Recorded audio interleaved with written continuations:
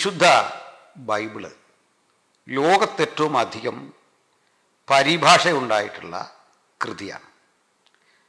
Bible പരിഭാഷകൾ ലോകത്തിലെ വികാസം പ്രാപിച്ച എല്ലാ ഭാഷകളിലും ഉണ്ടായിക്കഴിഞ്ഞിരിക്കുന്നു എന്നുള്ളതാണ് ഒരു സത്യം. മാത്രമല്ല, അവികസിതങ്ങളായ പല ഭാഷകൾ ലിപിയും വ്യാകരണവും ചിട്ടപ്പെടുത്തിക്കൊണ്ട് ഹെർമൻ ഗുണ്ടറ്റിനെ പോലെ, അർണോസ് പാതിരിയെപ്പോലെ, ബെഞ്ചമിൻ ബെയ്ലിയെപ്പോലെ, വില്യം ഗേരിയെപ്പോലെ, പണ്ഡിറ്റ് രമാബായിയെപ്പോലെ നിരവധി ആളുകൾ ഭാഷയ്ക്കും ഒരു ഘടനയുണ്ടാക്കി അതുവഴി ബൈബിൾ വായന സുഗമമാക്കി.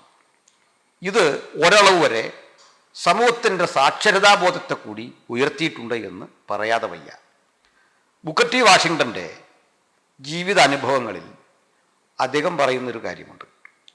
ബ്ലാക്സിൻ്റെ ഇടയിൽ സാധാരണക്കാരായ ആളുകൾ, വിശേഷിച്ച് സ്ത്രീകൾ, അവരുടെ വിദ്യാഭ്യാസം ചെയ്യുന്നതിൻ്റെ വലിയ താല്പര്യം പറയുന്നത് ബൈബിൾ ഒന്ന് വായിക്കണം എന്നതിന് വേണ്ടിയാണ്.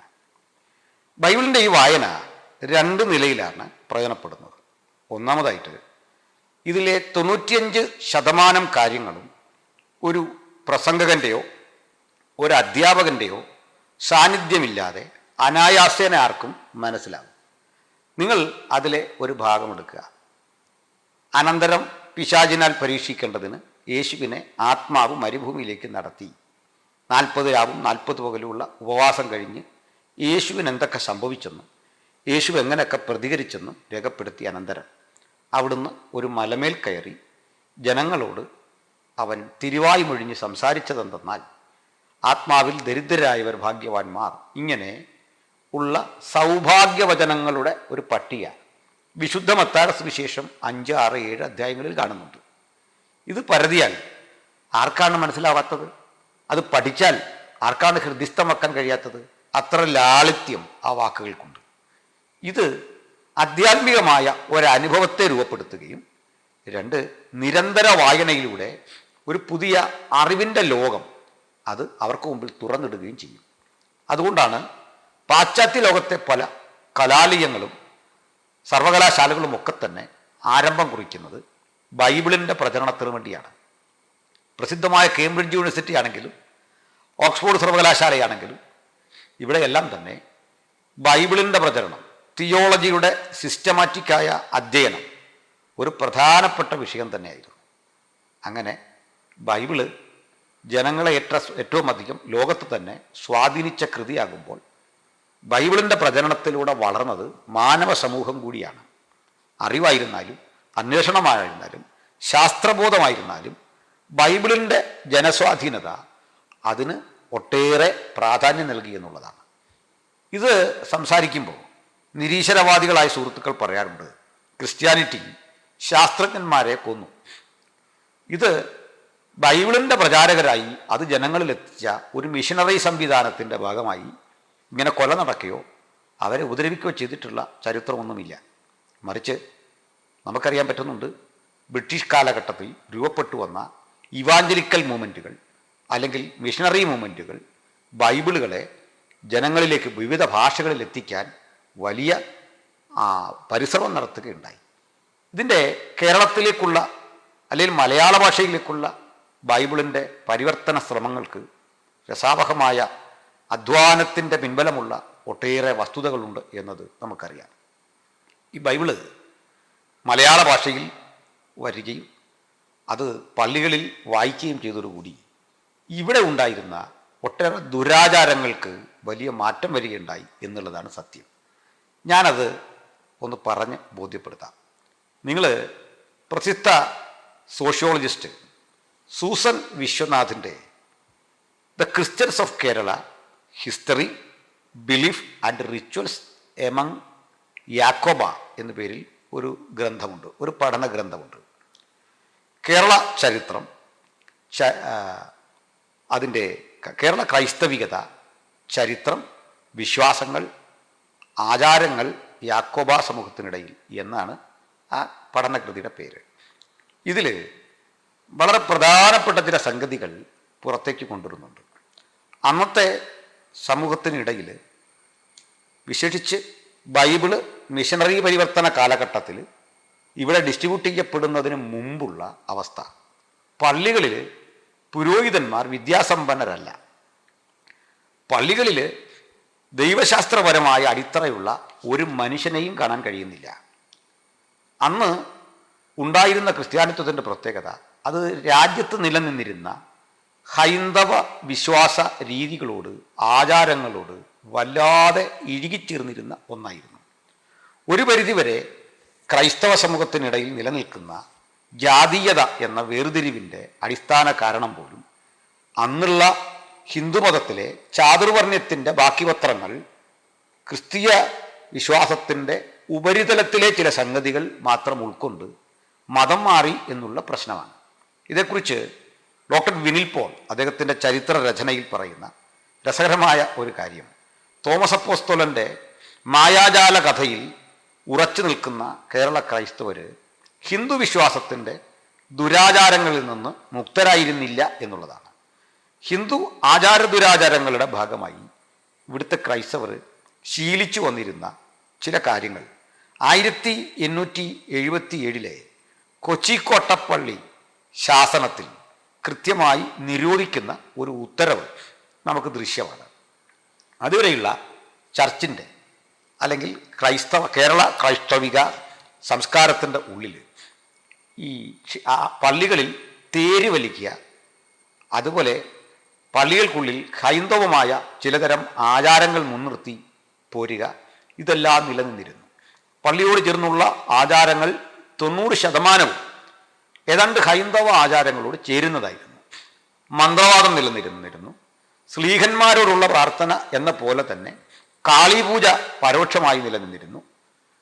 ഒരു ക്രൈസ്തവൻ ഏതെങ്കിലും ഹൈന്ദവാചാരങ്ങളെ, കാളീപൂജകളെ അല്ലെങ്കിൽ അത്തരത്തിലെ ഏതെങ്കിലും അപരിഷ്കൃതമായ ഹിന്ദു വിശ്വാസത്തെ പുൽകി എന്ന് കണ്ടാൽ ഒരു നടപടിയും ഉണ്ടാകുമായിരുന്നില്ല.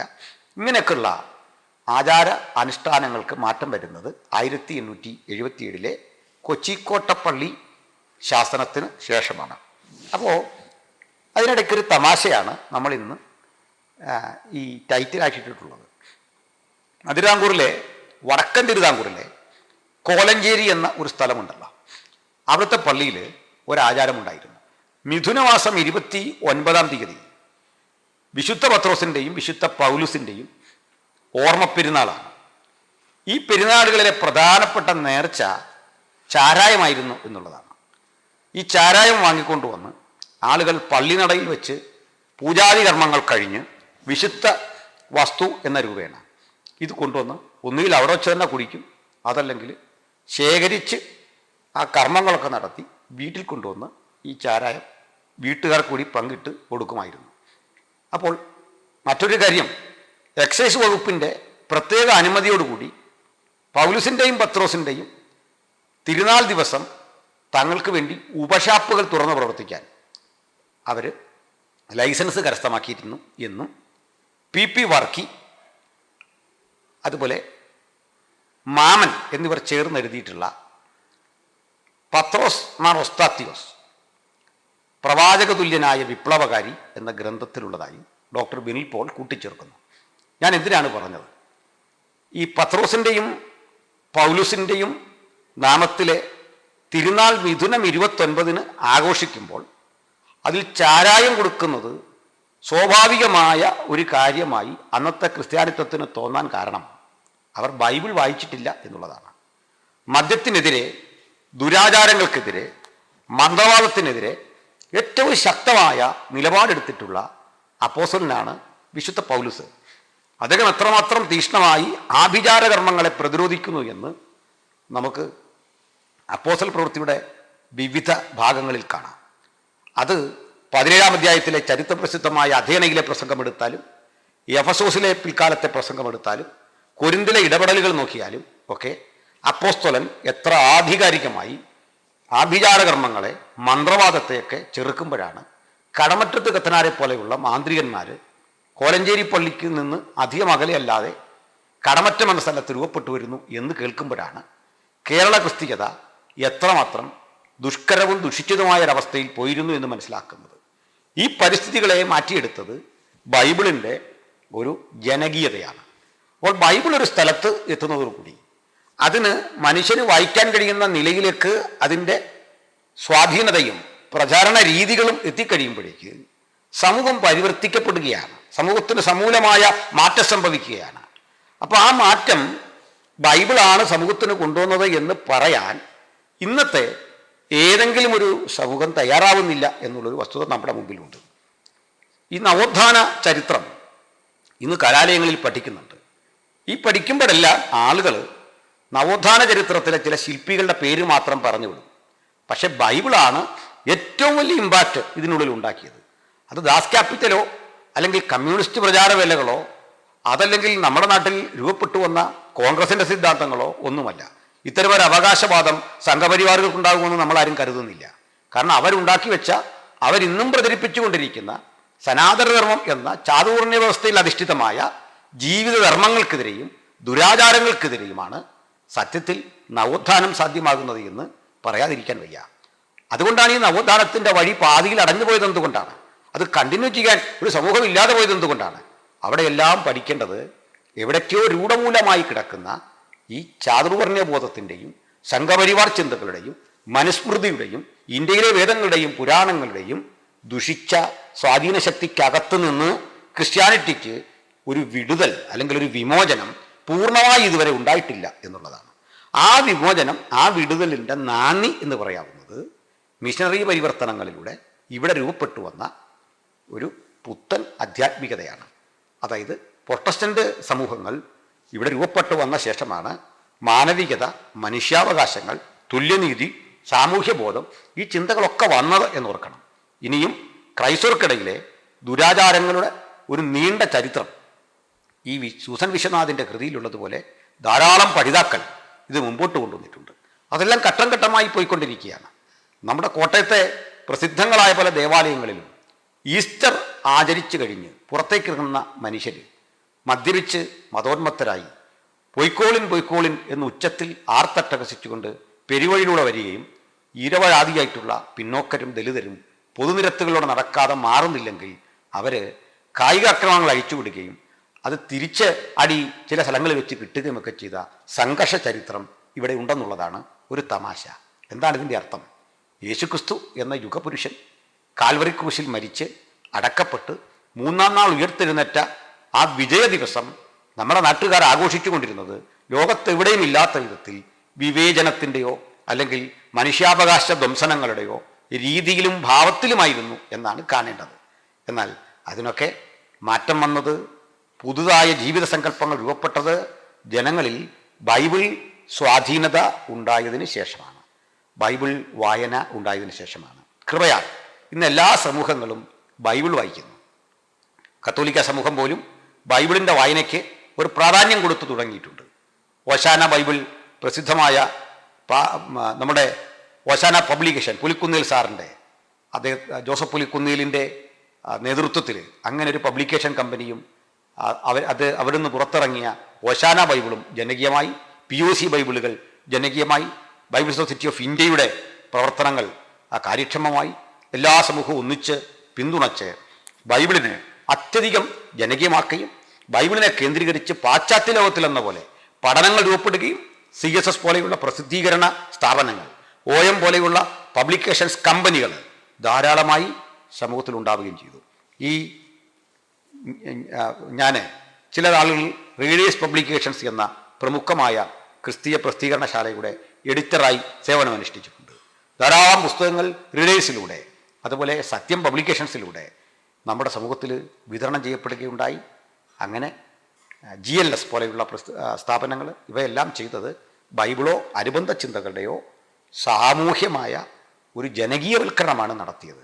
അത് കൂടുതൽ ഫലപ്രദമായ ഈ ഘട്ടത്തിൽ നമുക്ക് ബൈബിൾ എന്ന അതുല്യകൃതിയെ, അതിൽ വിരാജിക്കുന്ന, അതിൽ കേന്ദ്രീകരിക്കപ്പെട്ടിരിക്കുന്ന ക്രിസ്തുയേശു എന്ന മഹത് വ്യക്തിത്വത്തിൻ്റെ ഊർജ്ജസ്വലങ്ങളായ ചൈതന്യവത്തായ ആ അനുഭവങ്ങളെപ്പറ്റി പ്രഘോഷിക്കാനും ക്രിസ്തു എന്ന ഉലകരക്ഷകൻ സമൂഹത്തിൻ്റെ എല്ലാ തുറയിലും പെട്ട മനുഷ്യരാശിക്ക് നൽകുന്ന ആ വലിയ സന്തോഷത്തെയും ആനന്ദത്തെയും രക്ഷയെയും കുറിച്ച് ഘോഷിക്കാനും നമുക്കിനിയും പ്രതിജ്ഞാബദ്ധരാകാം എന്നുള്ള ആശംസയോടെ ഉപസംഹരിക്കുന്നു.